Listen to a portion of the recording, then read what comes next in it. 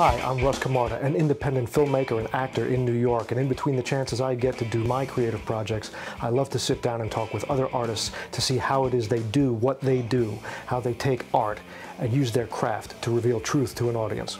So in this series of conversations, you'll meet some people you may recognize, some people you won't recognize, but they're all independent artists, and we'll get in depth in a long-form conversation to see how it is they do what they do. Welcome to Art, Craft, Truth.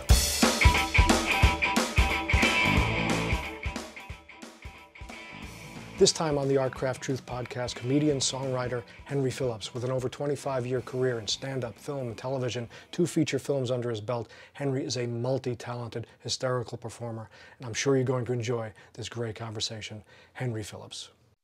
Check, check, hey, hey. There you go. He is, the highwayman. Yeah.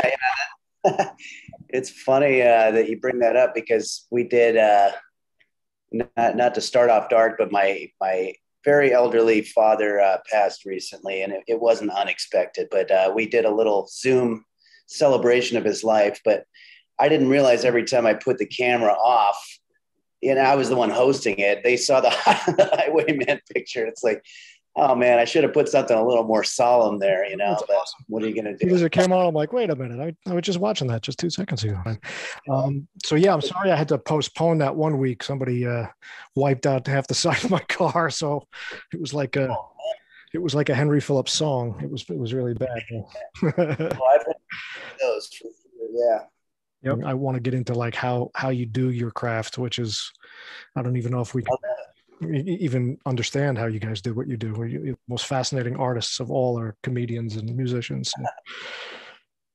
Yeah, I love talking about that kind of stuff. So that sounds good. Very cool. And Vicky, who's my friend and producer, helping me out with some of these. We saw Punching Henry, I guess back in the wintertime, and it was like, get this guy. This guy's fantastic, and you're one of those guys who you know, like, in other words, we all know you're not George Clooney or something, super famous, but you're the guy we know. It's like, I know this guy's work. I've seen him for a 1,000 years, and that was such a great piece.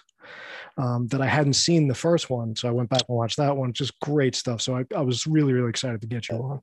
So what we'll do is we'll sort of go non-linear. We'll start linear, but we'll bounce around wherever it takes us. But one thing was interesting, because I was, I don't do a whole lot of research. I'm not here with blue cards and James Lipton or anything. But I was looking through a bunch of stuff, and you and I are pretty much the same age, within like a couple of months. All right. I saw a YouTube video of you doing Eruption. You probably 18 or 19 in 1988. So that's where I want to start, because we come from the same time and same time period. So was it always music when you were a kid first? That was what really started it, right? Yeah, sure. I had a sense of humor looming underneath there, but I was taking myself real seriously overall and trying to be a musician. Right. So what was the kind of stuff? Was it Van Halen and that kind of stuff at the time? I think when I was about 7 or 8, I was living in New York City at the time. Probably that would have been when we were on 100th Street in Riverside. I was watching TV and I saw Elvis. It was probably right when he died. That might have been why they were showing footage of him. And I saw an old footage of him playing guitar, and maybe it was Heartbreak Hotel or something. And I was just like, that is awesome. And my parents bought me a cheap acoustic guitar, and I started learning it, and just absorbing all kinds of music, mostly at that time, mostly pop music. But then when I started playing guitar, I started getting into classical and all kinds of other stuff. It was just a whole world of stuff to explore. But yeah, when I heard Eddie Van Halen's Eruption, when that album came out, it just blew my mind. And I just sat there, literally, I'm not exaggerating, probably about 4 hours of every one of my days throughout middle school. I was playing guitar, and then all of a sudden there was like a click where all of a sudden I could do the thing that he was doing, and it was just the most exciting thing ever.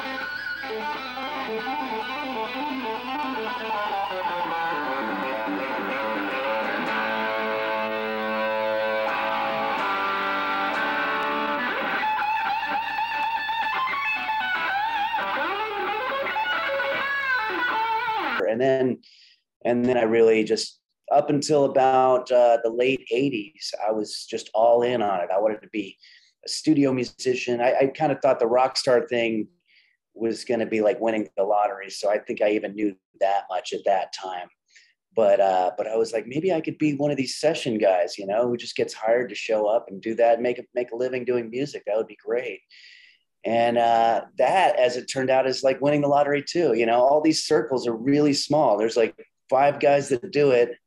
And I do mean guys. Hopefully it's not just guys nowadays, but they, you know, they're a pretty tight circle. Somebody pretty much has to die in order for you to get in there, you know? So I was like, whatever. And that's when I went to college and just tried to get a regular job.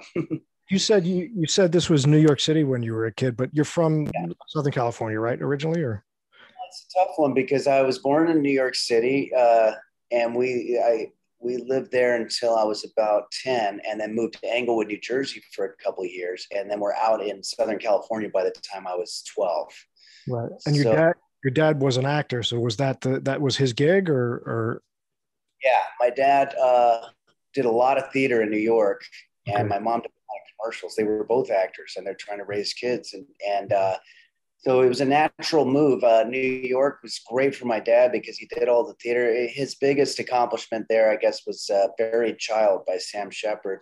He was in the original New York production of that won a Pulitzer Prize, and you know, that was a very high profile thing. You'd see like Warren Beatty in the audience, and Dustin Hoffman, and all this stuff, and but he had earned a lot of street cred, and when you make that move, I guess it's probably still today, but when you make the move from New York to LA, the people in LA, you've got that New York scent on you, and they like that, you know. They're like, oh, this guy's done theater. And then he started working a lot as soon as we moved out here in TV and some film too. Right. So yeah, I don't know if it's still like that. I mean, I think you have to be from Australia to have any credibility anymore. Yeah, that's true. You have to have some kind of accent. And then, so yeah, as a kid with 2 performer parents, what's your sort of memory of that? How do you kind of digest that now? Like, do you look back and go, was I even aware? Was I thinking about how this life is? And do you kind of look at it with your life now? How do you look at that now? Well, it's interesting because I was listening to a podcast where I probably just did a Google ego search on my name, and I came across this podcast, and they were talking about my movie. And I say our movie because the director is Greg Viens, who's my writing partner also. And but I was listening to it, and they were just kind of these cynical guys, and they liked the movie, but they're just like, I don't know, this guy Henry, you know, it's like grows up, you know, in Hollywood. He's got actor parents and all that stuff. And I'm just like, I almost laughed out loud because I'm like, I had 2 unemployed actors waiting for a gig. I literally rebelled against the entertainment business because of watching them. That's kind of why I gave up on the guitar stuff. Like I went to college because I was like, this is not a life for anybody, you know. It's like they're sitting by the phone waiting for it to ring. My mom was getting 100 rejections for every one thing that she booked. And it just didn't seem like a thing that I wanted to pursue. But I will give them this, that I had an advantage because when the time did come that I wanted to get into entertainment, it wasn't foreign to me. You know, right. I have a lot of friends, you know, I just thinking of particular friends of mine, my friend Greg Warren, whose dad was a wrestling coach and always pushing him. And he had a corporate job for a long time. And then in his 30s, he gave it all up to pursue comedy, and he's doing very well. And he brought that work ethic with him. But for guys like him, I think it was a little bit of a harder jump, because what were my parents going to say when I said to them, hey, I'm going to do comedy for a living? They can't say anything. Right. You know, it's like, hey, you guys did it. So I did have that as an advantage, you know? Right. Although there must have been that one little dream in their mind where they're like, all right, well, he wants to be a musician, but I think he's going to give it up. Let's see what he picks next. Yeah, yeah, yeah, true. Yeah. Well, it looks like we struck out twice. He's going for comedy. They were always pretty much supportive. They were, you know, in a lot of ways, they were there for me all the time, but they were also a little hands off in terms of what my brother and I both were going to do for a living. My brother went completely straight, got a regular office job, and he's been working it for 25 years, has the 401k, the whole thing. And we call him the black sheep of the family. So, so that, yeah, of course, he doesn't fit the picture at all in that family. So when you decide you're going to go to college and you kind of put showbiz away, what was your thought? What were you planning on becoming? I really was attracted to the idea of being some kind of a suit wearing guy, maybe a lawyer, or just something that would make me feel like I'm legitimate, you know, because I just never really felt. I mean, I had long hair throughout high school, and I didn't like the fact that I started getting tired of the fact that I was always a little bit of an outlier, and I wanted to fit into the system a little more, you know. So I got a degree in political science. I was thinking about maybe going to law school afterward. I was looking into that. I like the idea of journalism a lot, but I'll tell you what happened. During the last year of college, I was at UCLA, and I had a few of my buddies that were still, you know, doing music. Well, one particular friend of mine said that he was playing drums in bands all around LA, and a lot of times he was the go-to guy for accompanying comedy sketch troupes and stuff like that. And he knew that sometimes when we were doing music, I would goof around with some funny songs. And he goes, man, if you went up and did one of your songs right in the middle of this sketch group, I think people would go crazy. And I was like, all right, well, let's try it. And so he talked me into going in there on a Friday night. There were probably all of 16 people in the audience, and they were doing their sketch troupe. And in the middle, they brought me out and they said, we have a guy who's going to do a song. And I did a song.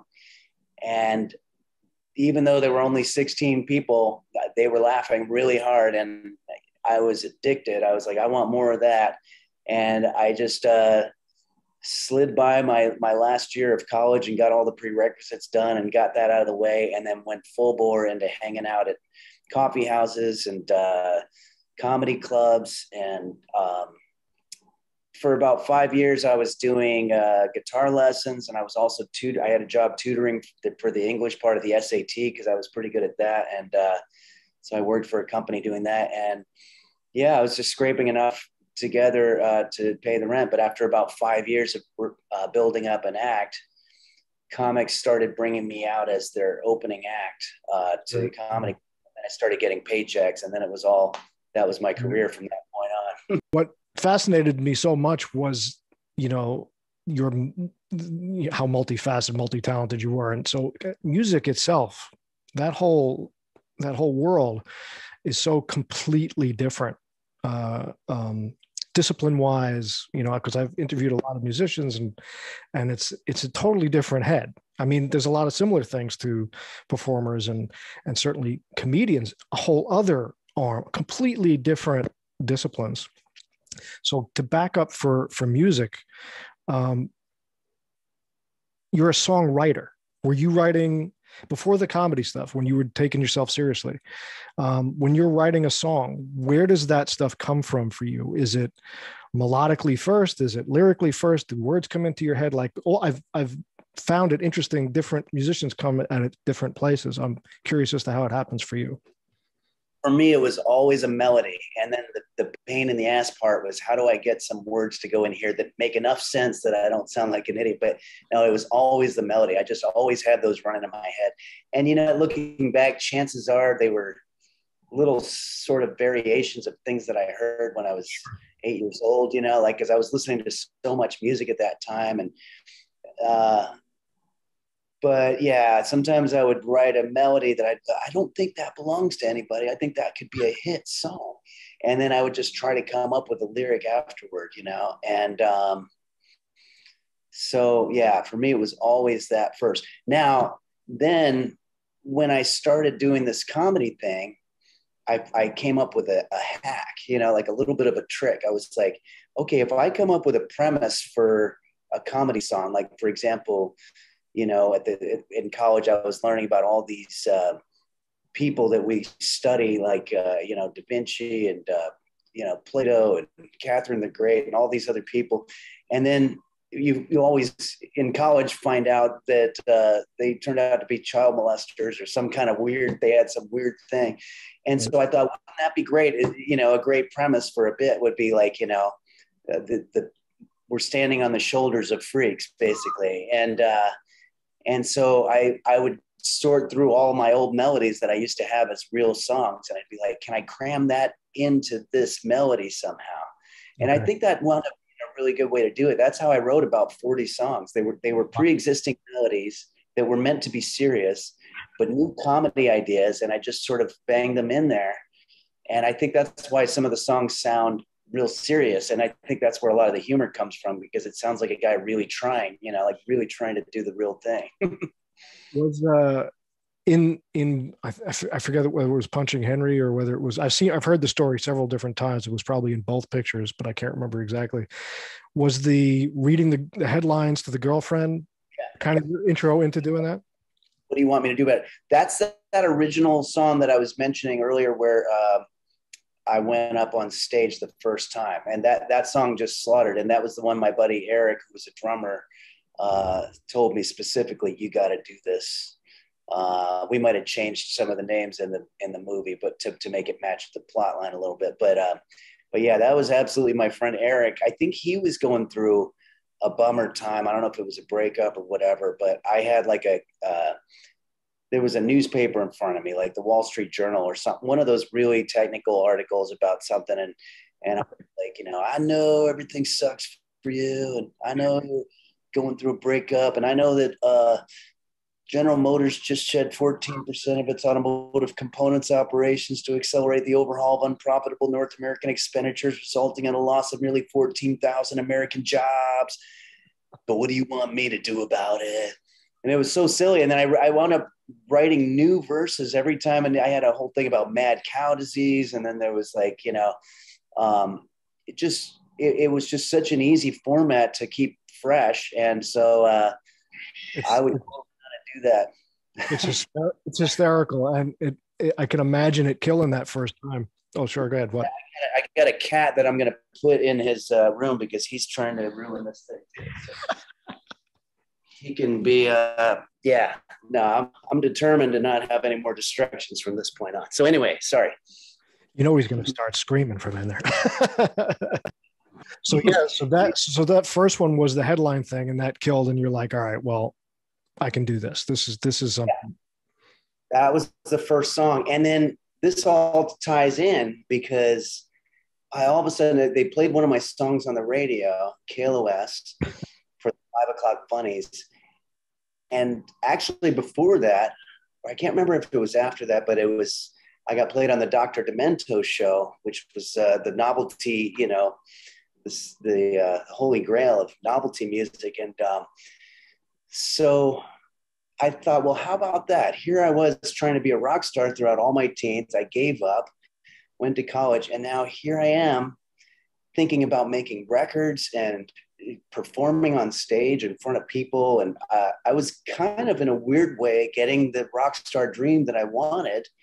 And you could tell I tried too, because like the first album cover that I have, I've got the Bon Jovi hair going on. And I was like, yeah, which makes no sense on a comedy album. But I was really trying to do the rock star thing and like have my cake and eat it too kind of thing. But I really did. I was like, wow.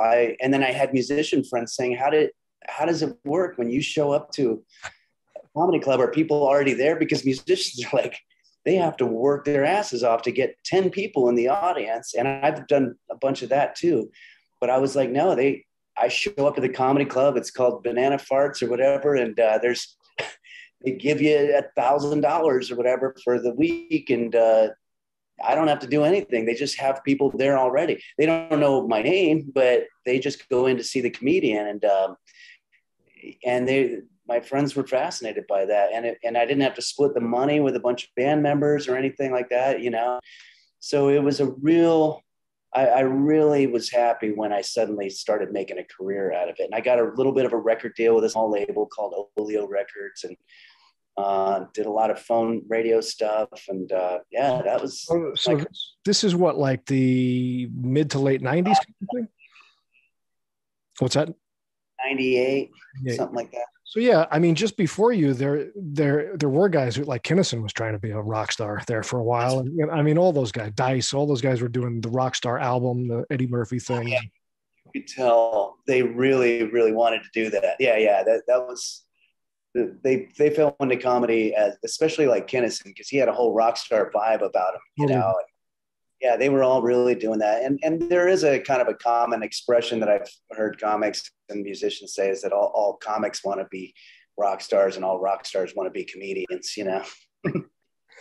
So in the beginning, you said you're going out with, you're kind of hanging around, you're creating your own stuff, but you're going out with other comics. They're having you open for them kind of thing. Is this where you hook up with Stanhope and you start doing that stuff, or? Yeah, Stanhope, he and I met in 96, and that was at the Improv. We were the only two guys that had the same hair, you know, just both hair. And it was only a matter of time before it was like, hey man, what's going on? You know, it's like, I mean, literally from the back, it just looked like the same person.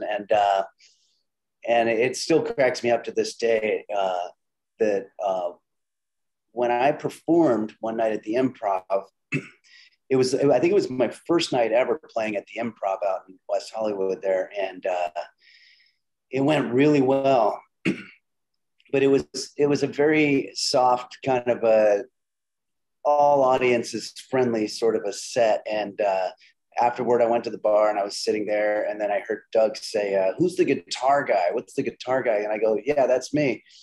And he goes, all right, I keep getting people coming up to me saying, are you the guitar guy? And then they're saying that, you know, they enjoyed my set. And I say, no, I'm not the guitar guy. He goes, what I want you to do is, I'm doing a set tomorrow night. I want you to sit at the bar, and a bunch of people are going to come up to you and say, hey, are you that asshole who called my wife a cunt? And then I was like, instantly knew that I was going to be friends with this guy. And we were friends. We were neighbors, and we just used to chat all the time. We'd go around and do comedy together in LA. And I was blown away by him, because I was like, man, this guy, I went to San Francisco once, and he had his headshot in the little glass there that shows the upcoming comedians. And that just blew me away. It seems silly now thinking about that, the fact that, but I was like, wow, this guy doesn't even seem much older than me, and he's like the star of the show. That was amazing. Like, he was just a rock star in our world, you know. And it's like he pulled off this magical thing that everybody's been trying to figure out. How do you make this your living, you know? But yeah, finally in 99, he asked me, yeah, can you come down to Houston to open up for me? And then that was my first road gig. It went over like gangbusters. I had a lot of really bad shows over my career, like you'll see like in those movies. But I will say that a lot of these first shows were the ones that really made me stick with it. Like the first week that I did with Stanhope was just gangbusters. And then the club owner got to be friends with me and started having me back to headline. The first night I went up on that one Friday night in front of 16 people, that one went well. There's a lot of first shows that went well enough to keep me in the business. And then years down the line, I started having some really, really rough ones out there. Let me ask this question. In that first stack of material that you're doing, is it mostly all music, or are you thinking I gotta do some, you know, typical kind of stand up here? Like how you mix it? What kind of stuff did you have in your set? That came later. So what I would do is most of my act came from watching people doing folk music for real in these coffee houses. So I would do a little bit of a story before the song that was, you know, half of the audience wouldn't even get it because it was a complete joke. I'd be like, hey, you know, I guess, you know, kind of like the rest of of you guys, I always get those kind of voices in your head, you know, the one really high pitched voice saying, help me. And then there's like a low voice saying, come with me to hell or whatever. And I'm sure you guys all get this, but I try to say it as serious as possible so that people are like, what the hell is this? You know? But anyway, this is a song that I wrote for my girlfriend on her 13th birthday. And I'm going to share it with you now, you know, I would just do all these things. And so, the act itself was a music act with funny banter in between, but it was very dry. And then when my career became getting paid to play at comedy clubs, suddenly I have a club owner in the back, nervous about whether people are laughing or not. And there was pressure on me to try to amp up the act a little bit, and it was difficult. And the act started turning into something that I wasn't quite crazy about, because I like the whole dry thing, but you just couldn't get away with that in front of a lot of these audiences. It's late Friday night. People are drunk. They don't want to think. They just want to have something, you know? And so I started drinking a lot too. And I was just trying to catch up with what they're at, and just became sort of a party thing. And, but not as funny, I don't think. And then let's see. So going back to your question, I finally started realizing the music thing was a turnoff for at least a third of the audience. They would start halfway through just talking, because they're used to, you know, when you go to a coffee house or something, you got a musician playing and you just talk over it. And I started realizing that was a problem. Oh. And I would walk on with the guitar, and immediately there were a critical mass of people that would just be like, oh man, I didn't come here to see a musician. I came here to... So that's when I started going, okay, well, I have a lot of funny ideas. It's going to be difficult, but I think I need to go out there and just do stand-up for the first 10 minutes or 15 minutes, just to kind of keep the stand-up theme going. And then I could say, hey, does anybody want to hear some music? I'll close it out with some music. And then I'd pick up the guitar and then do all my best songs. And shows started going much better after that at the comedy clubs, because I was new. So let me ask you this. So how quick were you comfortable with the actual stand-up? You know, because you remember you went into this thing sort of as a songwriter, became a sort of a satirical spoof songwriter, but now you're going to go up there and do it. I mean, was it easy? It took years. Yeah. I mean, I started experimenting with that at open mic nights in like 2004, 2005. And probably did it for about 5 years. I started calling comedy clubs when I was on my off weeks, but I was still stuck out in, you know, Nashville or something. I'd call the comedy club and say, hey, can I, like, there was one week that Jim Jeffries came into town, and I was hanging out in Nashville, and I had been a headliner at the club there. And, but I called the owner and said, hey, can I be the MC this week? You know, I'll just bring up the comics. You don't even have to pay me that much or whatever, just whatever you normally pay the local guy. And I'll just use it as a chance to work out my stand-up. And so I did a lot. I did a lot of that type of thing. I also opened for some buddies of mine. I went to Nebraska, to Omaha, and worked at the comedy club there as the opening act. And it became like a mechanical bull ride. It's like, I'd have the guitar behind me, but how long can I stay on here without grabbing the guitar? But no, not easy at all. I was also painfully, isn't it ironic how we choose these types of careers, but I was always a very insecure person. I'm just like, without the guitar in front of me, I'm just thinking, oh man, they're looking at my face, they're looking at my hair. They're like, what the hell? Like, you just feel so vulnerable up there, just standing there. And as soon as you do a joke that doesn't work, it goes down from there. It's really hard to get them back. So yeah, I always compare it to like a flight, you know, like, you know, if the plane takes off and all of a sudden you hit massive turbulence, even if it straightens out for the last 3 hours of the flight, the only thing you can remember is, boy, that was a tough one. I got a message saying my connection is unstable. Hopefully it's still doing all right here. Still good. You froze a little bit there for a second, but you're still good. You're fine. Okay. Yeah. Well, because the interesting thing about, I've only had one other comedian that I've gotten to interview, and he's just, I mean, he's more of a Jackie the Joke Man, Jackie Martling from the old Howard Stern show. He's Oleo record. Yeah, but if that's just joke, joke, joke, joke, joke. But the actual what you guys do, it's a bits and stories and stuff. That's a whole other vulnerable thing.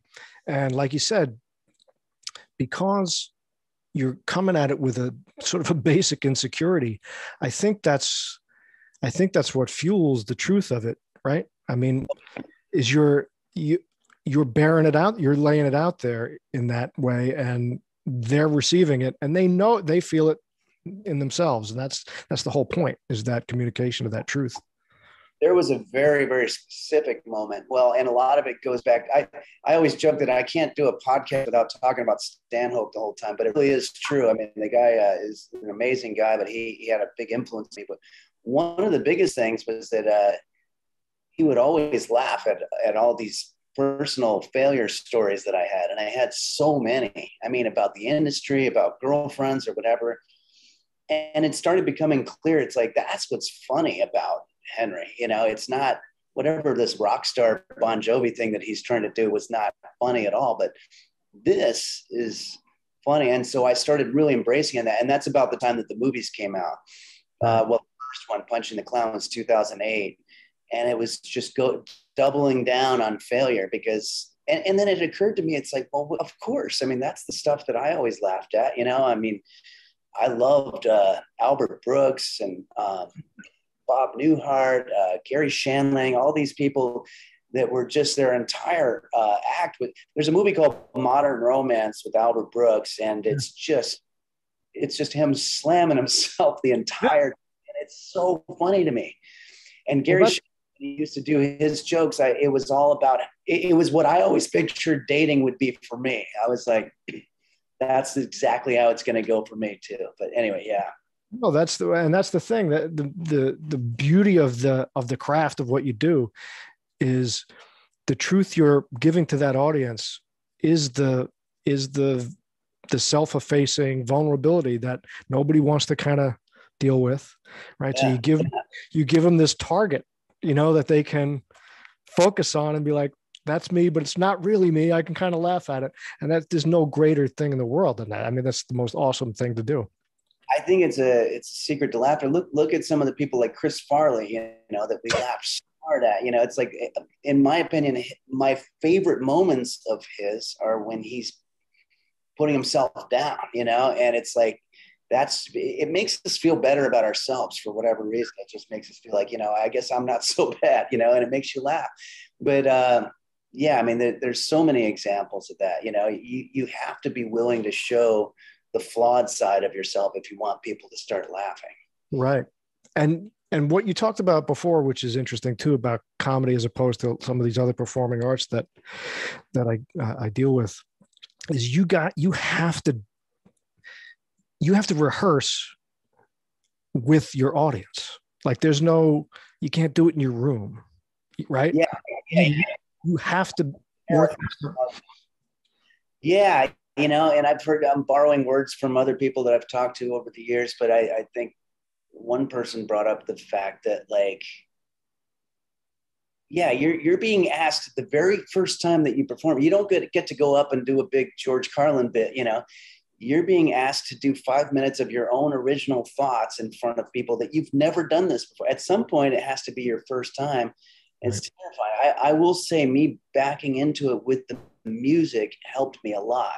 It still took me so many years, but I've always envied these people that are just, you know, like Dave Chappelle, who apparently was in his early teens when he started doing stand-up. It's just a natural all the way through his whole life. You know, it's like, hey, if somebody's like that, kudos to them. I was not that at all. But yeah, you really are being asked to do a lot when you're being asked to go up and do all original material and try to get people to laugh with that. Right. And you're Jackie, the Joke Man thing. I will say that I know a lot of his jokes are sort of like street jokes, but I always will love a good joke, like just a good solid one. I mean, and I think that one of the secrets is, in the midst of doing, and Woody Allen did this really well, is when you're doing one of those long self-deprecating types of stories, try to have a few of those little one-liner jokes in there, and that's you can use them both, you know. Right, right. Well, what fascinated me about him, I did a picture with him a few years ago, and when I finally got to see him perform, because I remember him from the Stern Show and all that stuff, but when I finally got to see his act, I was like, the stamina, the memory. It's like I can't remember a joke. This guy's like 2 hours of joke, one joke after another. Like, how do you even do that? It's bizarre. That is quite a talent in and of itself, for sure. It is. It's like Rodney. It's all punchline, punchline. It's like, how do you remember the? Like, it's not, you're not telling a personal story. You're just doing two guys walk into a bar for 2 hours. Oh, and you can't repeat them, but by accident even. You're doing like 7 shows a week. I remember times when I was doing 2 shows or even three shows a night on Saturday night, and I'm in the middle of telling a joke, and I'm like, wait, did I do this last show or did I do it this show? And if you already told that joke, then they're just gone. They're like, this guy's a psycho. He's just telling the same joke he already did. So you have to be really careful that you're not repeating a joke. That's really embarrassing. That's a talent of itself. So we talked about, you mentioned Chappelle. So when you're coming up, and you're starting to get in the circle and you're going out and you're starting to build your act, were there guys, I mean, obviously Stanhope, who you hooked up with, became a friend and a very talented guy, but were there other comedians where you're like, I wish I could do that because my stuff is this, but I don't know what the fuck that guy's doing. I'd love to do that. Yeah, well, in LA, we had an alternative.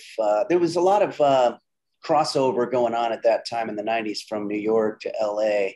And they had, I think in New York, it was called like the Luna Lounge or something like that. And then we had a place called Largo out in LA. And it was a place where people like David Cross and Bob Odenkirk and Paul F. Tompkins, all these people they would work on new stuff. They didn't really look at it like they had pressure to make anybody laugh. They just wanted to workshop ideas. They already had great careers. Mark Maron's another one, Janine Garofalo, all them. Mm-hmm. I would go to that Largo show every Monday night, and it was a hot thing.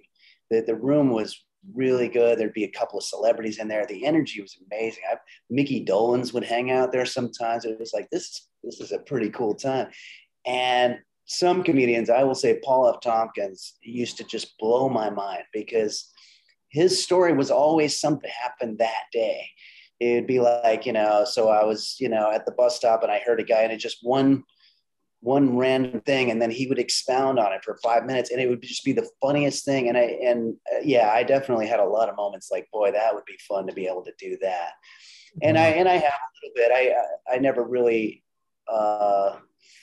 felt comfortable doing a lot of improv up there. I always wanted to make sure I wanted to be able to rest on the fact I already had an act to do by the time I got on stage. But it was usually based on a real story. But yeah, so I'm trying to think of some of the other people. Louis C.K. obviously, I know he's had his issues recently, but you can't take away the fact that, he was just, is one of the most insanely funny human beings to ever live, and I used to memorize his act. I'd go and repeat it to my friends, like after it was so economical with the language, especially like in the earlier days before he was doing more long form stuff. But yeah, I'm trying to think of some of the other people that I would see just around town. Well, what's interesting is your style, like you said, that it's dry and it's like it's so layered with detail. It's like watching, Spinal Tap or something, where it's like there's a joke I didn't even catch it. Like he did that so dry it flew past my head. You know what I mean? Like you got a lot of Spinal Tap is one of my all-time favorites. Like, and you're always laughing at the joke, and then if you watch it like the 5th time, you hear another guy say something. It's like, I never heard that. Like after he says, what a wanker, right after the guy leaves, and he says, they were still booing him when we got on stage. It's just like that one, I completely missed it like the first 4 times. But yeah, there's so many of those. And yeah, I love that type of stuff. You have a lot of that going on, not only in the lyrics of the song, but just, just dropping the, this is a song I wrote for my 13-year-old girlfriend. I mean, it's just, I mean, come on, you don't see these things coming. Yeah. Well, that's always my favorite. Well, that's a little bit of the deep thoughts type thing. Yes. It's like incredibly dark stuff, but it's presented as in the way that you're normally used to seeing, like a nice poem or something like that with the music. And I guess I was trying to do like a folk song version of a deep thoughts type thing, Right. So, all right. So let's get into the, now we're going to kind of transition. Were you ever looking to be an actor, or were you in, because at that time, well, maybe a little earlier than that, but yeah, a little earlier than you, but everybody was trying to get a show, like Seinfeld and Roseanne, and they were all trying to get the big, the payoff, the sitcom. Was that ever in your thought process, or did you think, well, I want to make this film, or how did that happen for you? Yeah, it's a great question. So in the 90s, when I was doing this, you pretty much had two choices. You could be, I mean, the shining example was Anthony Clark, who's from Boston, and he had a show called Boston Common. And then there was another show after that, but he was a guy who everybody looked at and said, now that's the dream. You've got your own show built around you. You're making millions of dollars. In the 90s, we didn't have podcasts, no YouTubes, or any of these types of things. You had two choices. You were either going to be Anthony Clark and win the lottery that way, or you're going to be telling dick jokes for $100 a night. There were no like sort of a Joe Rogan type guy who came out of the middle and just made millions of dollars. That just wasn't really a thing. Of course, Joe Rogan's another guy who did well in sitcoms, of course, too. But yeah, I mean, I did not have the acting chops. I did not have the confidence in my face or anything. Like, I just did not see the sitcom thing happening for me. And that was what everybody was pursuing out there. I was like, let me just stop you right there. Along that same line, did the experience of your dad kind of come into your mind in that? I always wished I had his talent. I mean, he was perfect for sitcoms. There's a Taxi episode called On the Job that he did, that they had been seeing him around town and they wrote the part for him. And he just was perfect for sitcoms. It was big. And it was also, and you have an acting background, so you know what I mean? Like there's dry, like the way you see it in film, but there's also sitcom dry, which is, it's a big, yeah. Like a guy who I would say does it real well is like the on Wings, what's his name? Thomas Hayden Church, is that? Right. Yes. Yeah. He's dry and deadpan, but it's a big enough deadpan that it works in front of a live audience. Like that's this very special kind of talent, and right. I did not have that. And I think you needed that. And I think they call it TVQ also. And, but my dad had it. I wish some of it rubbed off on me. I was thinking, this is the irony. Now is a time that I could really use the genetics that my dad had, and I didn't have it at all. So I decided, okay, I'm going to be a road comic then. That's what I'm going to do. But in about 2005 or 2006, my old buddy from college, Greg, started teaching at UCLA, teaching film. Okay.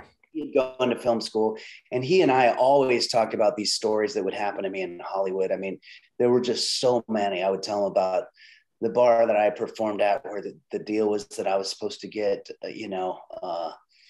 $4 a head. And then at the end of the night, there's 40 people in there, and I'm going, all right, $4. So that would be $160. And the guy gives me $14. And I was like, it's not even the $14. I get that if you gave me 12, I'd be like, all right, you're screwing me. But 14 doesn't make sense. It's not even divisible by 4. It's like, you're just obviously screwing me out of money here. At least try a little bit to make it look right. That didn't work right. Yeah. Oh, there were 3 people. Here's $12. But instead, it's like 14, or there are 3.5 people. What are you talking about? So I would tell him stuff like this, and he's like, man, we got to make a movie about this. And this is where everything started going in my favor. And that's that he said kids, film students of his at UCLA were making their own movies with digital cameras, Sure. Panasonic HD, whatever. And he's like, look, I didn't get into film because I wanted to teach it. I wanted to make it. And one time he just showed up to my door and he said, we're making it. We're just making a movie. We've got the script. We've got all those stories. We're just going to build a plot throughout the whole thing. And we're going to I'll call up some of my students and they can help. And we had a couple of false starts, but eventually I think it was February of 2008, we shot for about 20 days straight, Punching the Clown. And now, going back to your question about whether I wanted to be an actor, maybe I always kind of did, but I didn't think I had it in me. But what I really, really did enjoy was storytelling.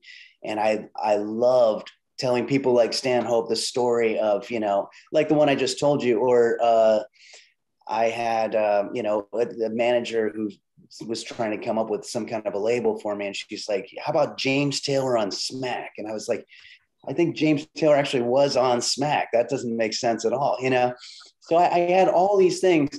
So That's right. I'm telling you, Russ, the process of showing up to the film shoot and reenacting all those stories just fit like a glove for me. I was like, I'm playing myself, so I didn't have to be a big character. It wasn't a sitcom, so I didn't have to have that certain magic that people have in that particular realm. I could be understated, but it would be the way that understated films are. And I love that art form, So the 3 weeks of showing up to the film set for that movie, I'm looking back at, was probably just about one of the best times of my life, even over some of the big shows that I got to do and everything, because I was like, I'm doing it. My buddy is playing the character of the agent, and the record label guy that I met 10 years ago. I've got a perfect buddy who's doing that part so well. Everything just fits so well. And then that's when I was just like, I can do the acting thing if I get to just be myself. As long as I'm not supposed to be grandiose or anything that requires actual talent in terms of acting, I can act like myself. That's about. And once you know that about yourself, then Let me ask you this question. Two questions. One, before you guys decided to just do it, because we've all, as independent filmmakers, we've all finally come to that place many times where it's just like, fuck this. Where's the credit card? I can't wait to do this.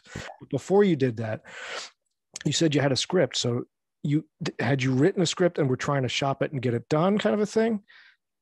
Yeah, we were trying to do the do-it-yourself method, which was another winning. Everything was winning the lottery. We were going to try to pitch a script to a major studio, and it's like, who the hell are these guys? And that's the beauty of the era that we're in now, is that you can do stuff yourself, and I love it. But so specifically, when Greg and I graduated, I think in '94. UCLA, we remained friends. He went to film school in Syracuse. I became a comic, like I mentioned, and I started gathering all these stories. And Greg, for his final project at Syracuse, made a 16 millimeter film called A Portrait of Henry Phillips, Punching the Clown, A Portrait of Henry Phillips. And we got that into a couple of film festivals, and there's some footage of that on YouTube. 16 millimeters, it was just beautiful. Just to see the film, like we filmed on the beach and everything. It's like, that's just an era that's just bygone. Everything's digital now and everything, but pretty fun to look at that old film footage. And so we. So let me ask you this question. So you're pitching a script. Now, I would imagine just the nature of your comedy and your stories. It's tough to pitch a script just to be read like that. You know what I mean? We had that prototype movie, and that's all. But that was the one thing that everybody was impressed with. We did get an option deal with a company called Mr. Mudd, who also company. They did a lot of stuff back then, and I think they did the movie Ghost World, which was pretty big, And but they optioned it, which means that for a couple of years, they're going to take us out to, they even sent us to England at one point to go do pitch meetings to try to, I guess that the idea was to get foreign pre-sales. So if you could get a company in France and then a company in England to pay $100,000 each ahead of the time for the movie, for the rights to show the movie, that's how you did it. The only problem is you would have needed to get Gerard Depardieu guaranteed to be in it. Oh yeah, we talked about that all the time. There was always talk about which celebrities are we going to get into this thing. But the reality is that nobody read the script and said, this is a must-do script. Nobody. And I don't blame them, because so much of it, I have to be there. The readings went well. We did readings, and those went well. You could start sort of seeing, oh, I get it. It's all about the kind of low, mumbling kind of timing of the whole thing. And right. But yeah, sending the script to somebody, we would never get a call back. And so that whole plan failed miserably. But again, there was going to be a time when you didn't have to win the lottery to be successful. You could actually just do stuff yourself, you know? So when you finally did it, you know, you're shooting this thing. How long did it take you to shoot that? Days, and then some pickups. How many days? About 21 days. Okay. And then a few pickups. And was this the typical independent calling all favors? Every location's a favor. We're trying to find a way around. I think the budget was $125,000, and it mostly came from Greg's life savings and his credit cards, and some family of mine. I had some cousins kick in, 2 cousins specifically. One of my cousins, fortunately, has been very successful, and he just wanted to see the thing get done. He's never going to see that money again. I hope he does. Who knows? Maybe there's a way, but it's looking less and less likely. But at some point in my life, I got to pay him back. But yeah, the movie never. I think it made about a quarter of what was put into it back, and that was because, I don't want to jump ahead, but we made. Greg passionately went in on his laptop and started cutting the thing. And then I think I'm just trying to think of the timeline here. I think in about May or June, there was a full cut, and it was 2 hours long. And we screened it in LA in front of like 100 friends. And honestly, this is the part that's fascinating to me to this day, because we had the most generous audience you could imagine. They knew me. They were friends of mine, family members, everything. And the movie sort of went like, okay. It didn't really go that great. And we were like, wow, that's interesting. And then I also, years later, heard a friend of mine who's a director said, your movie's never going to be as good as watching the dailies, and it's never going to be as bad as watching your first cut. Right. So I'm like, wow, that's interesting. And in our cases, I was like, but it felt so good when we were doing it. How come? And I'm not putting down Greg's edit of it. It was all there. It was everything. But at that screening, there was a lady named Carol Kravitz, who was an editor for a bunch of HBO stuff. And she was a professional editor. Again, not taken away from Greg as a filmmaker, but she's offered. She said, I'm between projects right now. My daughter's in school all day. Why don't we say every morning for 2 weeks from 8 a.m. to 4 p.m. let's meet over at my place and go through the movie frame by frame. Wow. and start cutting it.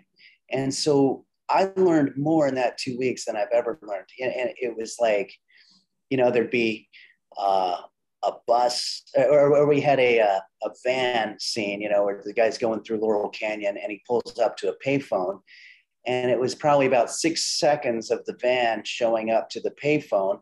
And she's like, I think we get that there's a van showing up to the payphone. I think we could probably cut after maybe 3 seconds, stuff like that. Absolutely. And there was a whole subplot that we had built in where we were passing this Post-it note on, and it took us to all these different characters that didn't have any development or anything. And there's this one entire scene between this journalist and a woman that they woke up in bed together. They had been sleeping together, and then he wants to get this Post-it note, and it's a big dramatic scene, and they're talking about art and music and all this other stuff. And I remember Carol Kravitz said, she's French too, so she's got a French accent and everything. I'm not going to try to do the accent, but he just goes, "This actress is so good, and the camera loves her. She is fantastic. She seems very passionate about what she's talking about. Who the fuck is she, and why is she in this movie?" And we couldn't really answer. We're going, well, we thought this was an interesting thing to go to. And she goes, "I want to know what's happening with your character, and we're just watching a whole different movie right now." And so we just got rid of it. We turned the entire probably 20-minute subplot of passing that Post-it note around into a montage over a 3-minute song. And suddenly we just moved right to it. And so when we were done with those sessions, and then there were certain things that Greg would fight for. He'd say, "I'm sorry, I know both of you guys hate it, but this is staying in there because it just has to." And I had some too. There was one when the manager gives her card to the record label guy, and he takes a look at it and goes, "Great," and then passes it back. Hilarious. It never worked with audiences. It worked on like 5%. It was like one of those Spinal Tap moments that you're talking about. It's like you don't get his business card back to them. And but I fought for it. I was like, "Guys, I know you don't get it. I know it doesn't work, but we gotta have those things in there because somebody's gonna enjoy it, So that the rule became whoever fought the hardest for it would stay in there. But for the most part, the movie became a 90-minute film. So now it's a 90-minute tight comedy. And then we screened it again, and it was just gangbusters. And then we submitted to Sundance, and then submitted to Slamdance, the alternative version. Got rejected from Sundance, of course, because we didn't have Steve Buscemi in it or whatever. But Slamdance loved the movie, and they were just like, we're going to promote the hell out of it. This is great. And I wasn't at the first screening, but I was told by everybody that I know that was there to just said that it was just howling laughter throughout the whole thing. And then I showed up a couple of days later to Park City and watched one of the screenings, and we won the audience award. Then we did a whole bunch of festivals. It was a really fun year. This is 2009. And then eventually in 2010, it got on Netflix in both the DVD version where they send you the DVD, and then also the digital streaming. And the digital streaming was insane. I remember going to New York during like 2010 and just walking across the street and like a businessman with a briefcase and everything, just like, "Hey, I think I just saw a movie with you," and it's because it was that time. And New Yorkers are always ahead of the technology. Everybody was cutting their cable, and especially all of the younger people, like comics and everything. They were like, "All right, I've watched every movie on Netflix. What else is there?" And people were like, "I watched this one, Punch in the Clown. You might want to check it." So everybody started watching our movie, and then it started going around, especially in the comic circle. And two things I want to stop on. One, first of all, the craft of editing and how you build a performance in an edit, that's a lesson in itself, because so much, it's just one frame difference, 2 frames difference from a fantastic moment to a terrible moment, pacing, all that stuff. And plus you guys were in it. You were in it for so many years, the two of you. That third set of eyes to come in and go, "Time out. I'm the audience. Let me cut this." I mean, that's a lesson in itself. And then the other bit was you go in and you win Slammed. What was it, the audience award or I forget what it won the whole thing, right? Audience award, yeah. So was it after that because I read somewhere where you did a little 4-wall thing in New York, a little theater run, and that's where kind of all the comedians kind of came in. Yeah. So that was after that. Sadly, after all of our wonderful experiences of film festivals in 2009, where everything was going like gangbusters, this is before it got on Netflix. We ran out of film festivals, and we were sitting with this movie. Everybody at Slamdance told us, because it was 2009, right? The economy had just collapsed a couple months before, and there was a depressing kind of ghost town feeling in Park City. They were like, last year the streets were all full. Now there's half the people here. And I got to say, guys, if you showed your movie last year, you would have sold it for $1 million or $500,000 or something, but you would have sold it, and nobody's buying right now because nobody knows what's going to happen. And I was like, yeah, it sounds about right. That's the story of my life, of course.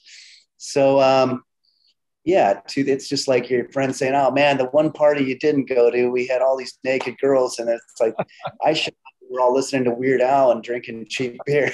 What happened? But that's what pretty much happened. When, not to put down Weird Al, I love him, but I'm just saying when you're partying with naked girls, you got a whole different experience going on there.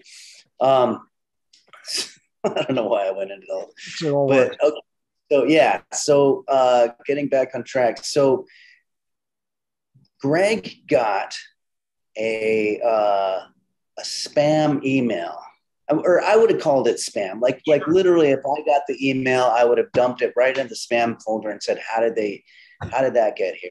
And Greg got this email, and it was from the Quad Cinema Theater in New York. And it said, big letters, don't let your film die.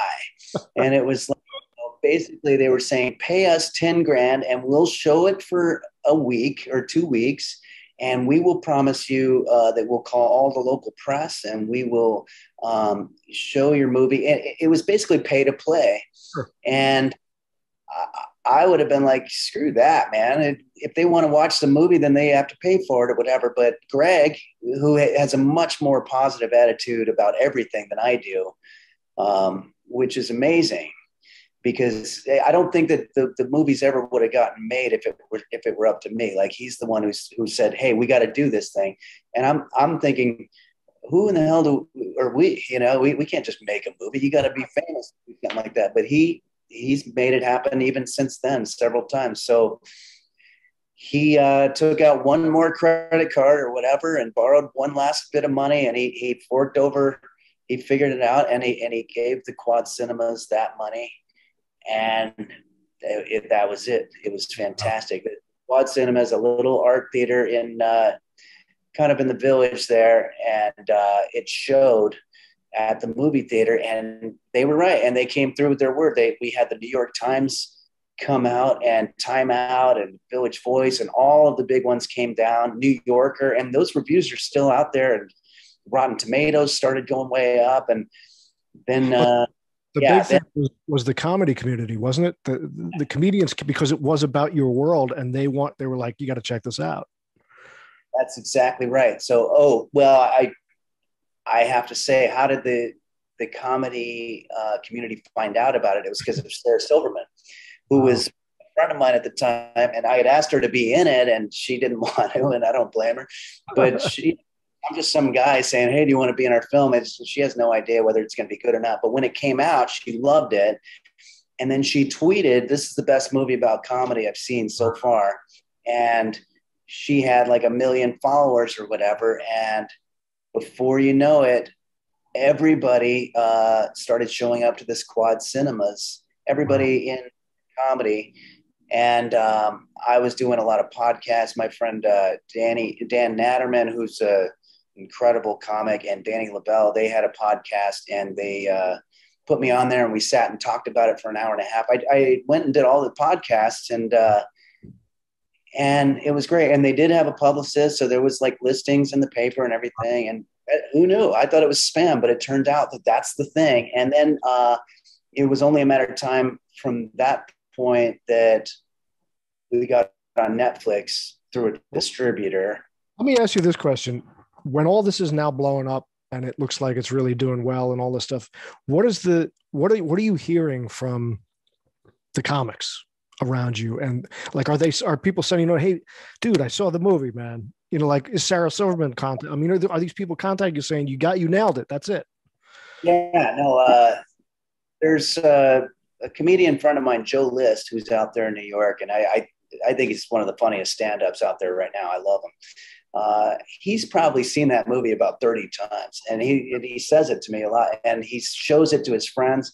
Every now and then I'll meet a comic and they'll say, yeah, no, we haven't met, but Joe List showed me your movie, so it's like there are, and I love that, and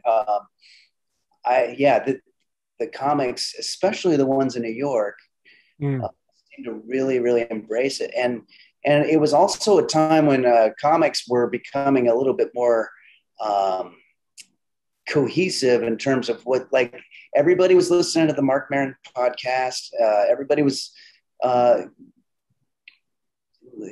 saw Punching the Clown. Like there were certain things that every comic was doing at that time, and that was one of them. It was just part of the toolbox of being a comic, which was great because, I mean, there's probably across the country, if I had to just randomly guess, I'd say there's at least 500,000 people out there that are doing open mic nights or doing comedy or half-assing it or whatever, but they are in that comedy community, and that's a career, just 500,000 people is all you need, So the movie wound up getting a lot of exposure, and it set me up with a fan base for the next 10 years. So I don't want to keep you too much longer, so I'm going to zip ahead a little bit. So that's 2009, 2010 we're talking, right?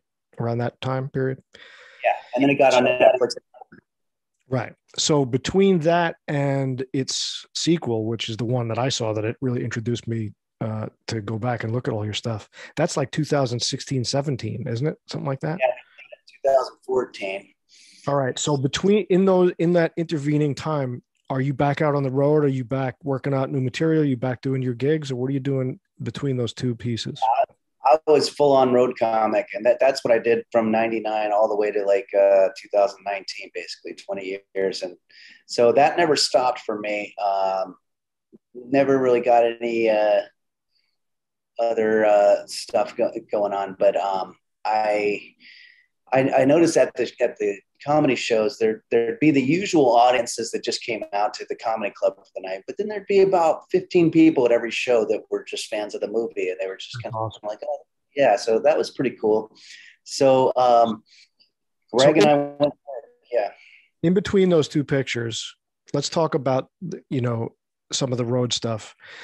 What's one of the, I mean, even if it's not in between that section, wherever it is, because I didn't spend any real time of you going out there gigging and doing it. What's some of the bigger venues or some of the more memorable moments, highlight where you're like, I did it.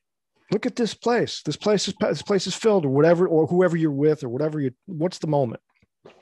Well, there was a radio show that I was doing that's based out of Indianapolis, a morning radio show called Bob and Tom. And they had a huge audience. Basically every place that Howard Stern wasn't, these guys were there, like Kansas, Indiana, Ohio, all that kind of stuff. And they were already fine being radio hosts. They didn't have any interest in going out and doing live shows. But the comedians from the show, they thought, hey, this is a great way to promote the show. And so myself and a few other comic buddies, Mike Birbiglia, Greg Warren, Augie Smith, Mike McRae, they put together this, Friends of the Bob and Tom show, and set us up with like 38 dates across the country. And they were 1,000-seaters, every time. And I was only one part of that, but I was like, okay, I'm not big enough to get these 1,000 people by myself, but I am performing, doing my comedy in front of 1,000 people every Friday and Saturday night, flying to the next city. So that was pretty great. There was, I know I'm missing something big. There were a couple of TV appearances, Jimmy Kimmel. I did a half-hour comedy special on Comedy Central, and that was, but I think I can answer your question a little bit more directly, because a lot of this stuff happened before the movie. Sure. But I would say after the movie, this is when I had the 15 minutes of stand-up in the beginning, and I had the 10 or whatever songs that I really, really loved doing and that also resonated with the audiences the most. So I had a pretty solid act at that point, and that would probably be the moment, that couple of years there. And there were people showing up that were fans of the movie and stuff. that would be the era of time where I felt the best about what I was doing. You know, I was going to Montreal a lot and performing there at the comedy club. And then there were some, I started doing these venues like Austin, Texas and San Francisco, where it would be just I would work out the one room thing, and we'd get like 100 people to pay $15. And they would wind up paying me as much for one show as I used to get for the entire week, because I was able to draw the, you know, so that was a pretty exciting time. So let me ask you this, and then, but just get technical craft bit for a second, which is, you work in different size rooms. First of all, different places altogether, so audiences are a little different. But let's talk about just the size of the room. Do you physically have to do things like, do you got to play that room differently? Do you got to, you know, do the jokes land the same way? Do you, like, how do you judge your vibe? Yeah, you're going to end up picking stuff that's a little bit more broad-based audiences. There's stuff that I would do on a late show on a Friday night that I would never even think of doing in front of 1,000 people that spent $60 to see the show, because it's more experimental, and it's sad too, right? Because that might be something that audience would have preferred, you know. But I try to play it safe, because I was always on this. It's like, I want more work. I never got to that point like Stanhope, where it's like, hey, if they all walk out on me right now, I'm 100% fine with that. I was never at that point. You know, I needed to for every person that walked out of a Stanhope show, he would gain more fans, you know, but I didn't have that. So I couldn't afford people walking out. So yeah, if it were a big arena type crowd, or, you know, 1,000-seater or whatever, I would do the hits, the best of the best, the ones that I know are going to work every time. And then also, you don't have to see facial expressions and stuff too. Right. It's tough for me because I'm not a guy who does a lot of big motions with my hands. And when I was doing the stand-up portion, but then again, not a lot of these guys are. I don't know that Ron White or Jim Gaffigan or these guys that do that have a lot of stuff that you see from the back row. I mean, mostly what you're hearing is their comedy through the mic, you know. And you have the advantage of once you pull out that guitar and you do that, now that's a big advantage for a bigger room. Yeah. The songs worked great in those places, because that's what the places were built for, you know, is for concerts, you know. So let me ask you this question, because you mentioned you had fans. Did you ever get, after some of the more highlighted success, did anybody ever do a show where people knew the bit or singing along, or, you know, or do the girlfriend song, you know, or get any of that stuff? Yeah, definitely. Yeah, especially the Bob and Tom show would play a lot of these songs, so when people showed up, they knew the songs. Yeah, some of the bigger ones were I have one called The Bitch. The Bitch song. You know, might be aging a little poorly at this time, but it was designed to be like a reverse of, you know, Billy Joel has the song Always a Woman, you know, so it's like she lies and cheats and steals, but she's always a woman to me. Mine is like, you know, she has this great life, but for some reason she's a bitch anyway. And, but it's got a real catchy sort of melody. And yeah, people would sing along to that one a lot. She never was abused when she was younger, and her father never up and ran away. And even though her family gave her all the love she needs, somehow she's a bitch anyway. Let me stop you there, because before we get on to I want to finish with the second picture and what you're doing now and all that stuff. But there's a little tangent I heard there, and this I'm really curious about, because you've been in it. Like I said, you're my age. You've been in it for 30 years, 25 years or whatever, 30 years. You said it didn't age well. Yeah. The way the world is now, I mean, what do you think about this? What do you think about? Because I think my belief and my opinion falls on that side of, you know, the Bill Maher's, the Joe Rogans, the whoever, where it's like, you can't censor this. That the whole point is to be uncomfortable. And now we're in a world where everybody's offended by everything. What do you think that's doing to your craft, and how do you manage it? Well, I will say that I was never a guy in my act I love watching people that were, but I was always making fun of myself. I was never really making fun of other people. I didn't even do, yeah, I wouldn't do a fat joke, for example, because there's going to be people in the audience that it's just like, yeah, sure, everybody else is laughing, but now these people are like, well, I feel like shit about myself, and I came out here to have a good time. I don't like the idea that somebody's having a shitty night because of something I said. You know, I'm just that way. It might be cowardly or whatever, but I felt like if I target myself, that's sort of safe. So when it gets to like the bitch song, I guess that the word is a gender specific derogatory term. You know, you can overthink it. I mean, my friend Tig Notaro always used to love that song, and she's somebody who is a comic first, and then also part of a demographic of people that might, you know, have an issue with that. You know, but I don't think we thought so much about a lot of these things. Oh, but at the time,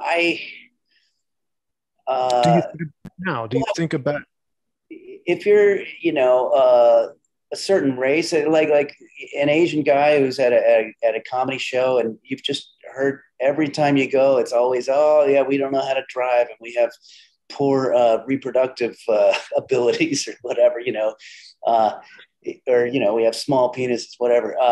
It probably gets tiring to a point where you're like, all right, I think we can move on for that. And then slurs, I'm not down with that. I'll cross the line on that. The guy who did that down in Austin, you know, is doing a bit, and I think Joe Rogan talked about it and everything. But it's like, would you do that same slur? Would you say the N word? You know, you'd have to ask yourself these questions. Why am I saying that one and not other ones? You know, and so I think it'll work itself out. I think if you watch Anthony Jeselnik, I don't know if you know Jeselnik, he does a really good job of still being edgy and being mean, but for some reason you don't get the feeling that he's targeting, that he's punching down or targeting a specific group of people based on their race and stuff. So I don't know.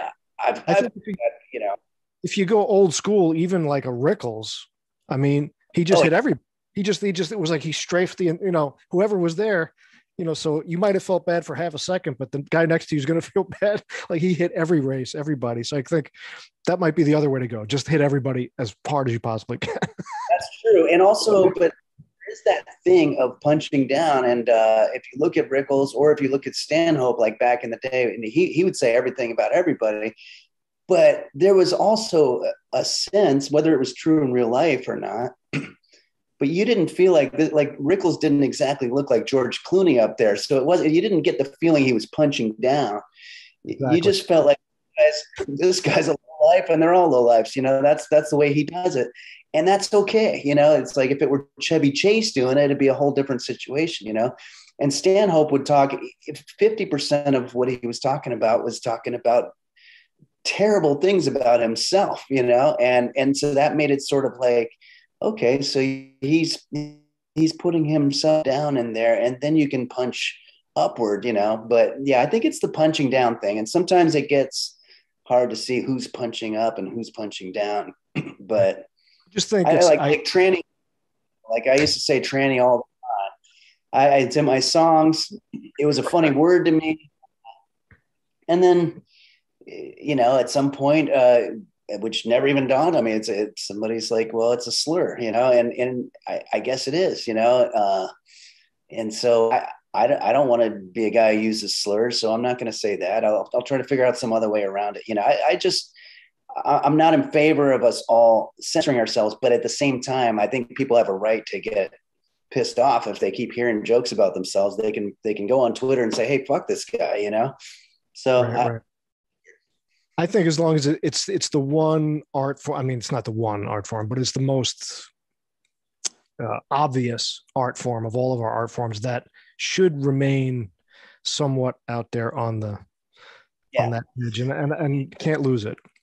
Yeah, I agree. Now, one thing, I mean, I remember seeing Doug Stanhope do stuff that would make myself and my friends just double over, like fall on the floor laughing for 5 minutes to where we couldn't. And there were other people like that. Sean Rouse, who's no longer with us, who's a Houston comic. It's so dark. It's so mean. And it was, but it was so cathartic to hear somebody say something that you were thinking. But that was back when it was like at a little punk club, you know, it was like nobody had their camera on, and nobody would have thought, well, we're going to eventually send this video to the very people, the groups of people that represent people that are oppressed or whatever. It's like that there was never, it was never being broadcast outside of the 30 or 40 people in that room, you know, and it starts turning into like, it's like, well, should two people be able to talk to each other and make whatever jokes that they want, or should they always be acting as though everybody in the world is listening to them at that point, you know? So I think the cameras is probably the biggest game changer, and that's why a lot of comics tried to fight it for a while. You know, it's like when I went to see Louis Forum, there's 15,000 people, and I think you had to like put your phone in a bag, unless I'm mixing it up with a different show, but yeah, or you had to turn it off, or there was some, and of course, because you want that feeling of being able to say whatever you want. You don't want to have somebody take what you said out of context and then put it on, you know? So I have a feeling. I hope that people a pay-per-view sort of, you know, like the red tube, you know, this is where the comics go, where they can do whatever the fuck they want. All right. So if you don't want to go in there, don't go in. Yeah, no, I agree. Yeah, you got to keep things. Well, when you watch like Mr. Show, I thought it was such a fantastic show, you know, Bob Odenkirk and stuff like that. And the content on there was just anything goes. And I really like this new show. I think you should leave. Tim Robinson. It's on Netflix. That's a really great sketch show. And I think, well, look at it this way. I don't think that even in 1999, when we talked about Anthony Clark being the sitcom star, he wasn't out there going and saying the N-word and stuff like that. Right. So there really never was a time that you could just go on and say all that stuff. But you're right. In a comedy club, you should be able to say whatever you want. And if you're not a fan of that comic, then you don't go. That's kind of what the Andrew Dice Clay thing was all about. You know, it's like, but yeah, I think the problem is people are videotaping it and putting it out to people. Yeah. And then it's easy to be anonymously offended now, where before you don't have to show your face. All right. So for the last few minutes, I want to move ahead. So you have that great film, kills at Slamdance, and gets on Netflix and creates a new fan base for you. You're out there working.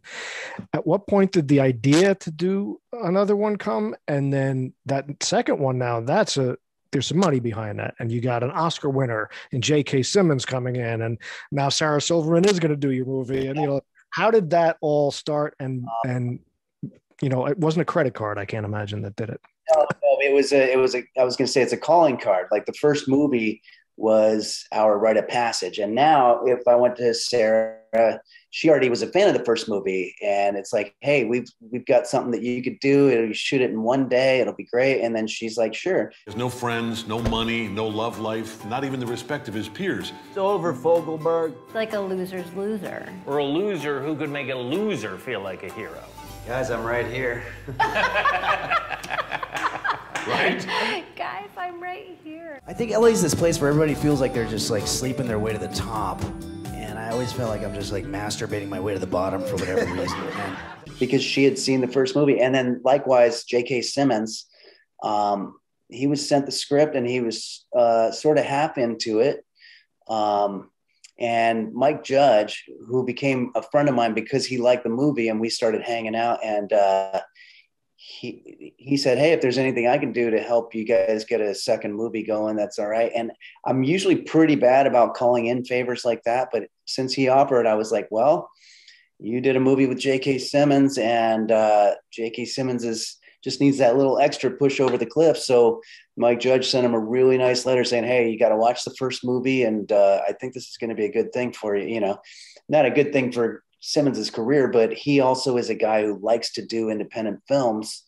And God bless that guy, man. He knocked it out of the park and just was so professional. All the lines were all made. It was really interesting to watch an actor really, really in command in their craft, because I would hear him say things like when we were shooting, it's like, oh, okay, so all right, so we're moving on the close up. Okay, this is when the acting comes out, you know. And so he'd say little things like that. And also Greg, the director, would say like, this line's not working. Can you say a different line? And then he would just do the whole take with the new line just built in there. It was just unbelievably efficient. Spent most of his time in his trailer, but very polite, friendly to everybody. I mean, that was an experience. He wasn't an Academy Award winner when we did the movie. He won it after. It was I joke that I could see him when his name gets called to get the Academy Award. It's like, damn, why did I do that guy's dumb movie? But anyway, so let me ask you, winner now.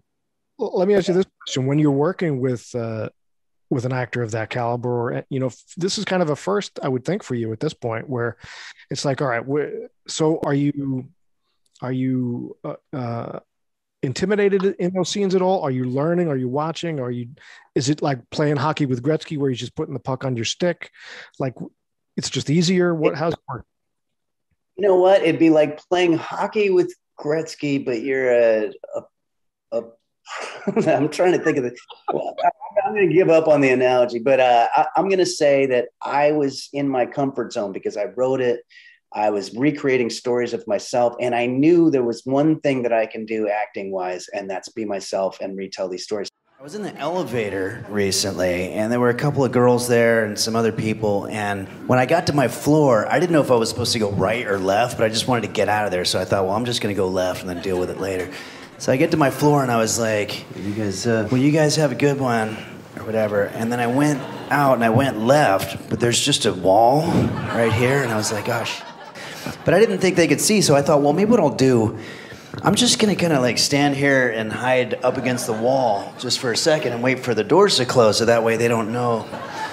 So I'm just kind of standing here hiding against the wall, waiting, and the doors aren't closing for the longest time. But while I was standing there, I looked across here, and there's this giant mirror, and I could see them, and they're staring at me, and I'm just standing here hiding up against this wall. I didn't know what to say. I was like, oh, hey. And then the doors closed right at that moment, so that's the last thing anybody saw. And I was like, oh, man. I did. It wasn't like I was cast in a new Scorsese movie and your scene's going to be with J.K. Simmons. I would have been terrified.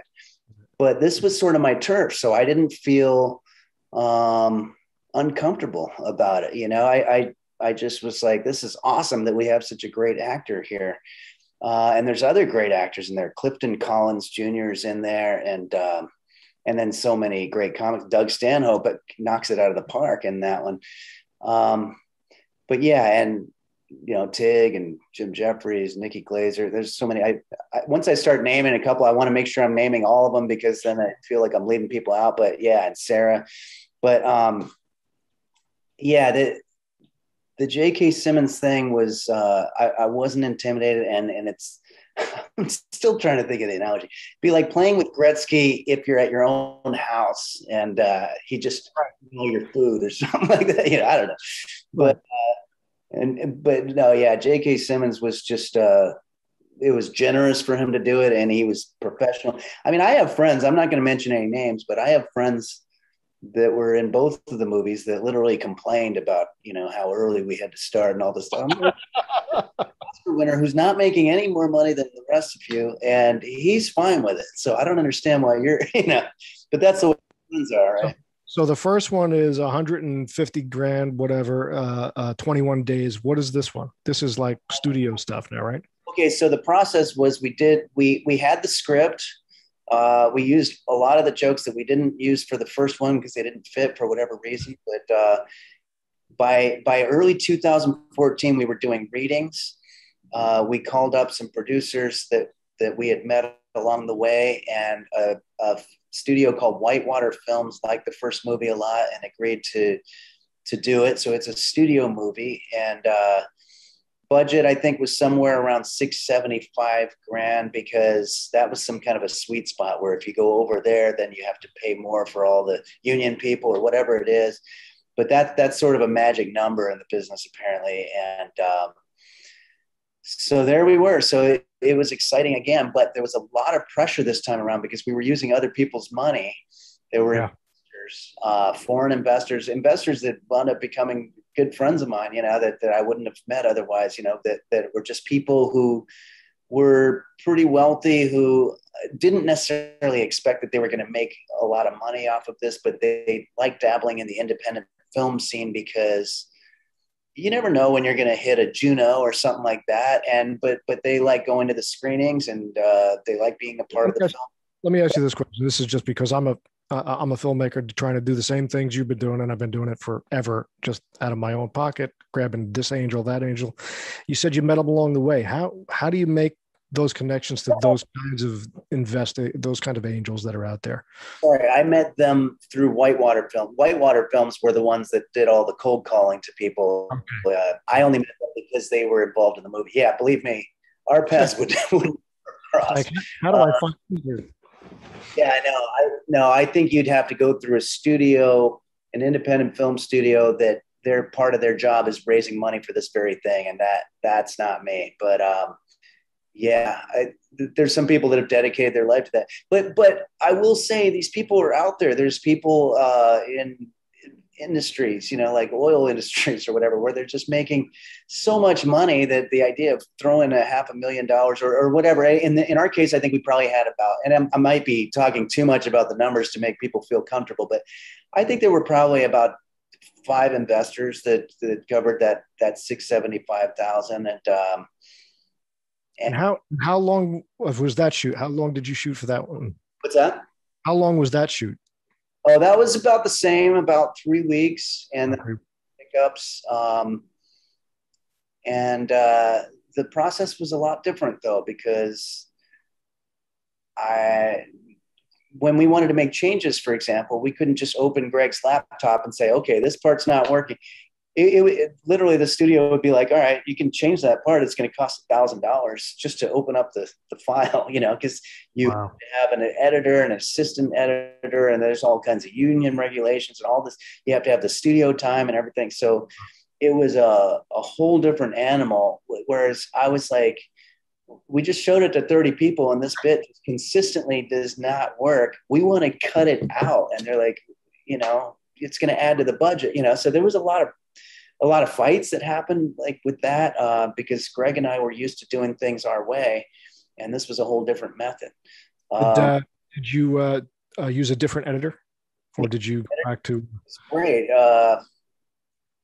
And it's been 6 years, and he edited the movie Miller's Crossing from the Coen Brothers. He's very capable, and it kills me that it's been 7 years now, so I can't remember. I've had spent hours with the guy. But anyway, you can look him up that way. He was great. It was a whole different situation. It was a very professional situation. Greg wanted to do the editing himself, but the studio wasn't that much in favor of that. We tried to get Carol Kravitz, but she was on another project. Also, Greg's mom wound up getting very sick. She eventually recovered, which is great, but that messed up some of Greg's input as if. Sure.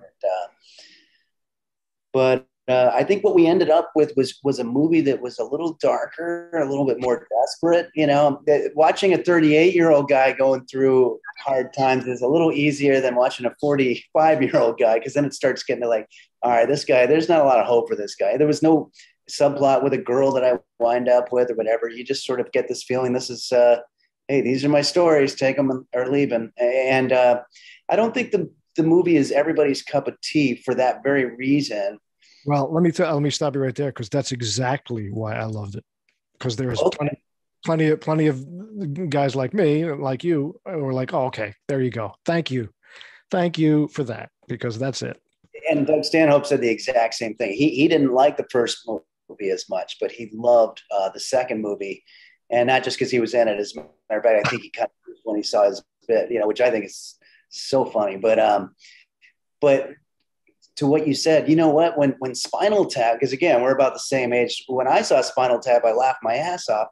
There were guys that I knew that were at that time older guys, like 40-year-old guys that were musicians that had failed, and they couldn't stand it. They're just like, man, we had the same thing, happen when we showed up to the record store and then nobody showed up. Why are we watching this? This is just like a trip down self-esteem lane. This is, and they didn't like it, and it's really funny, the difference between what you laugh at and what tragedy versus comedy, right? Yeah. Well, I loved it. That was a fantastic picture, and that's what led me to you. So I'm real glad, and it helped me dive deeper into going back and looking at all the other stuff. And then it reminded me, oh, I've seen this guy forever. I just never put the two together.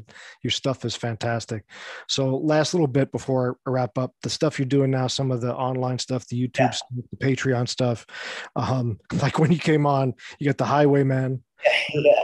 I imagine that came out during the pandemic. That must have started. Yeah. So, but also, I mean, I was hitting 50, so I'm like, well, I think it's time for me to start thinking about, do I want to wake up and go to the airport and spend a day in O'Hare and I spend a week in South Bend, Indiana. No offense to South Bend, Indiana. I didn't pick them out for any specific reason, but it's just, I started trying to think, well, what can I do that doesn't involve all of this? Because it's a little bit of a young man's game. It's not like the offers were coming in like they used to. So I had a kitchen video that I made 10 years ago that went viral. Right. Called Henry's Kitchen, and I'm making chili for one. And that gave me a whole fan base online. So I've been making those kitchen videos for years, and I put them on Patreon. Patreon is amazing. You can literally, we talked about how we can keep comedy alive and keep people doing what they want to do and saying what they want to say. You can do it with Patreon. It's like you just have 200 people listening to whatever it is you do, and then they're financing it, and then that's your audience. And if anybody's offended by it, then they can go off and do something else. So because of Patreon, I've been able to make a living on not only that web series, but I started a new one, The Highwayman, which my wife actually one time texted me. She goes, "I got your new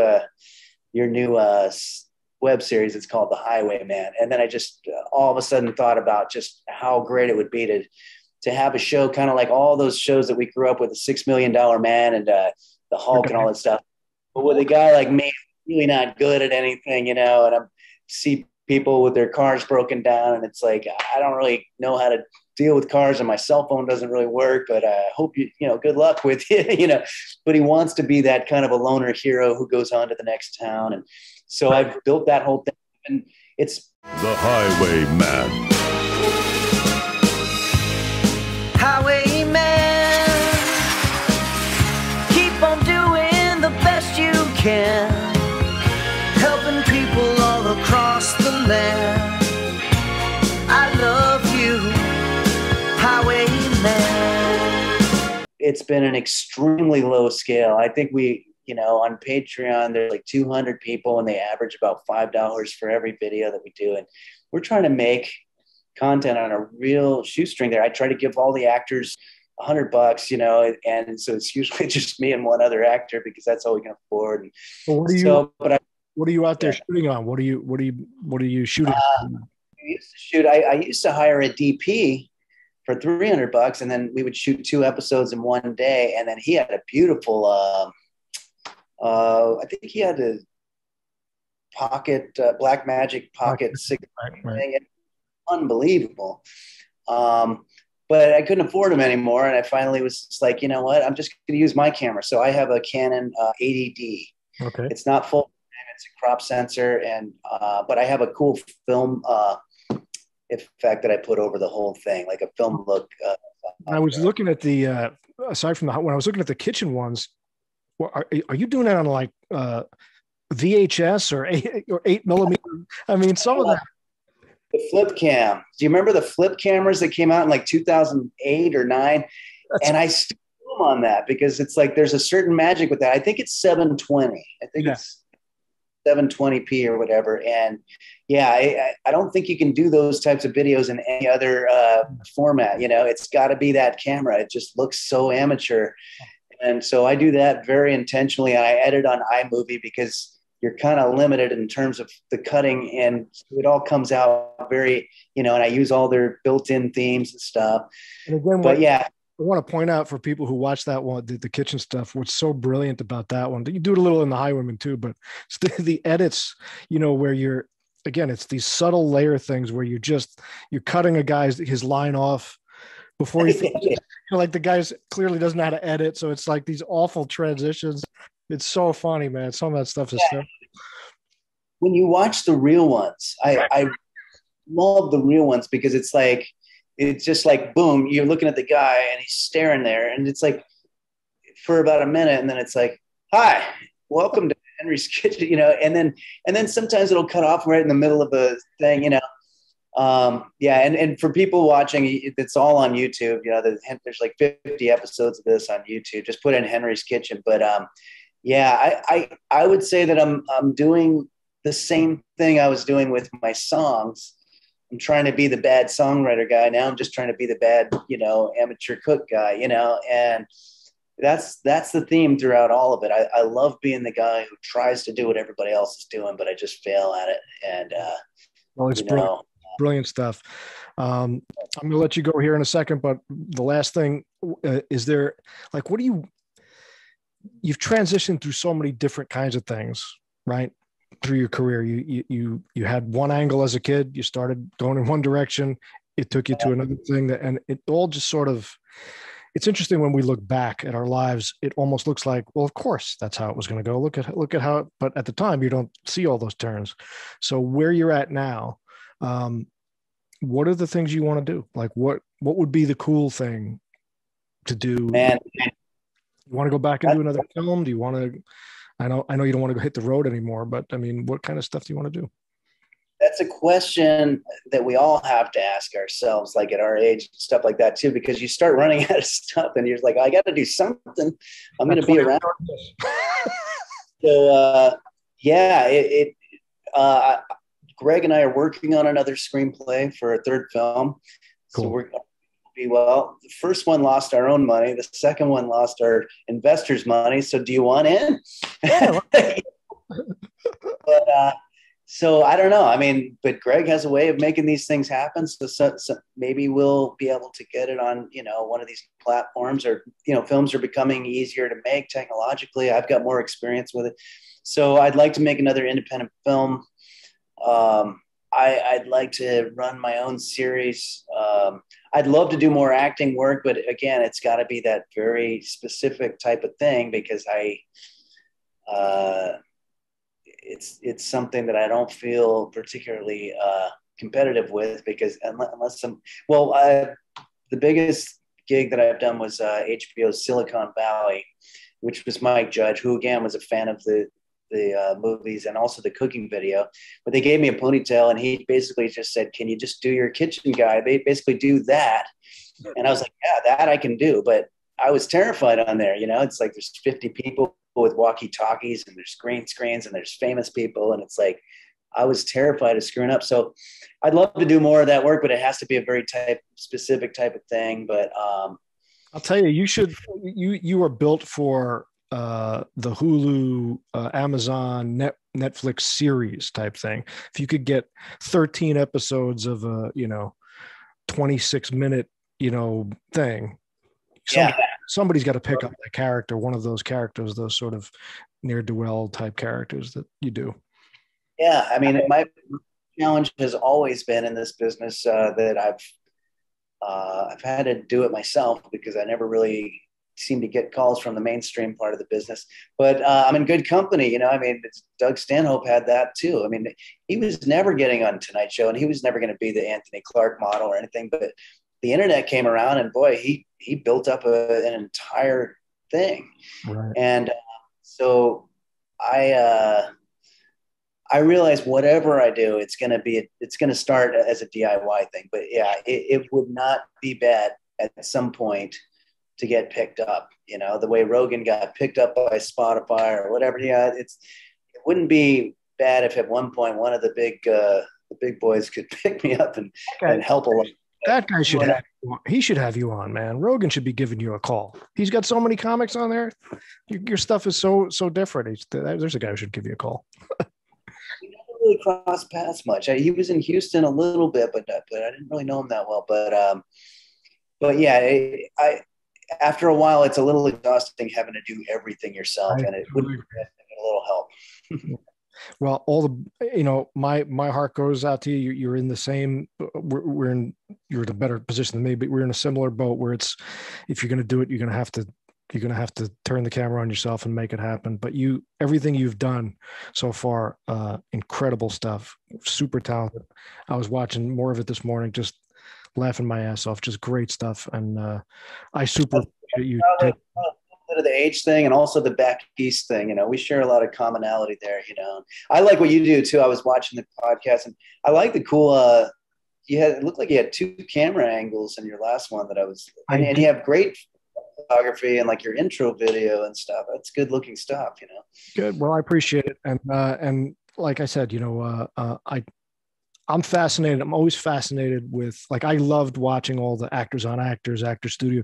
I like to hear the mechanics of it, because having been an actor for 30 years and studied and done everything from whatever Shakespeare to Miller to all that stuff, I love to hear how other artists do that.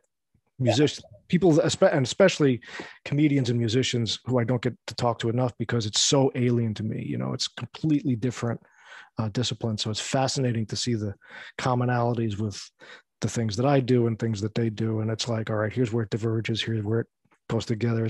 That shit fascinates me. So I could watch that all day. So when that pandemic hit, it was like, I'm going to do one of these. I want to talk to some of these people. And so I really appreciate anybody.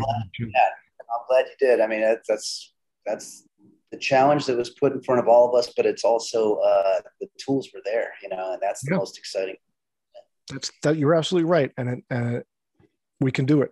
The technology and the price point is at a place where you can create these things yourself and get it out there. So all the best to you, man. I really appreciate you taking the time to talk to me today. Absolutely, Russ. Thanks for having me.